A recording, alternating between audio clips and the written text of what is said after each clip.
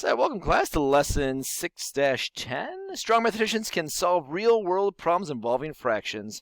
That ever so thing that we always hear about the last lesson of the unit, that we can solve real-world problems. So let's dive right in and let's get started. So get your notebook, your pencil, write down today's date, the lesson name, and we will begin.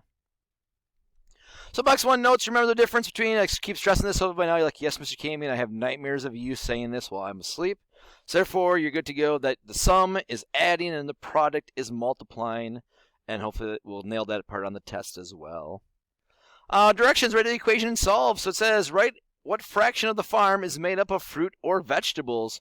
So we have our fruit and vegetable drawing right there.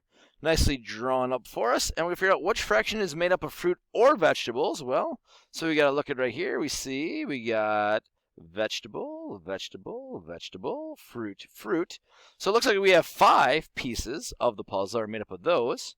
And then how many pieces are in the puzzle? Well, we've got 5, 6, 7, and 8. So it means 5/8 of the farm is made up of fruits or vegetables. So what fraction is not made up by wheat? Well, so you think of what is not made up by wheat. So you figure out how much. So we got the whole. Really, the whole would be 8 out of 8 pieces and is not made by wheat. So let's see, if wheat's only one of them, it looks like. Right here's our wheat. So we'll subtract 1/8 of that. So what is not made up of wheat would be 7/8 of the farm.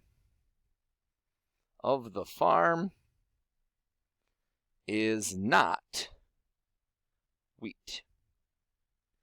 And the next one, it says, which wedge is bigger, the wedge for fruit or the wedge for Italian herbs? So a little comparison problem. So what we do to show that one, we'd have our F, which stands for fruit, equals, so fruit is, so we have fruit of 2/8. And we'd have Italian herbs, looks like it is. So the IH equals 1/8. So what is bigger, 2/8 or 1/8? 2/8 is bigger. So which is bigger? For the wedge for fruit or vegetables would be the wedge for fruit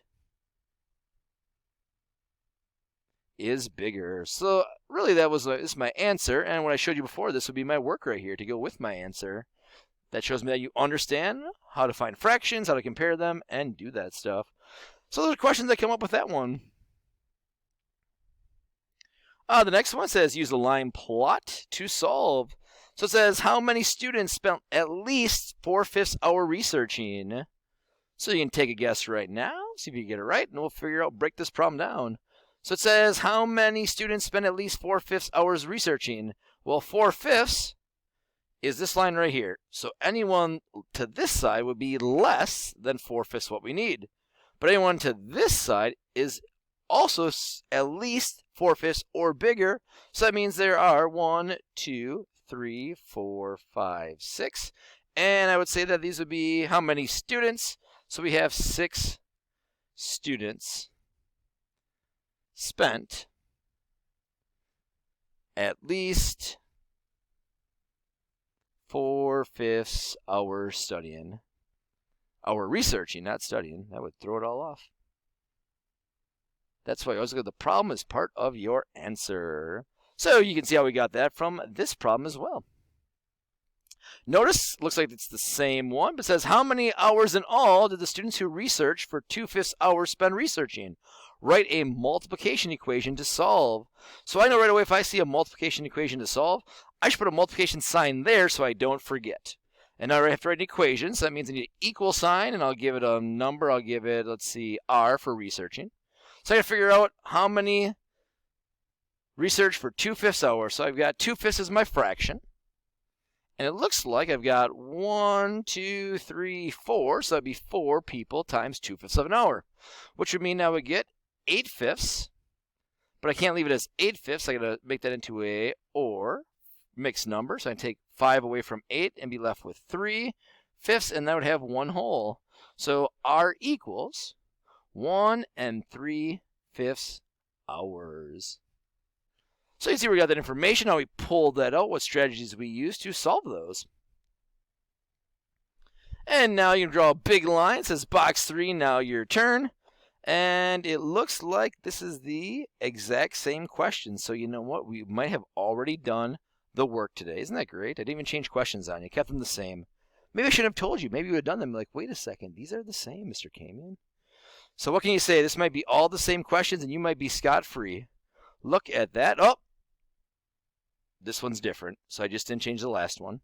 So how many students spent at least 2/5 hours researching? That's right. Just when you thought you'd have a free day off, and there Mr. Camion goes and makes you work again. So see if you can solve this problem. Pause the video, look at the information in the chart, and solve it. Good luck.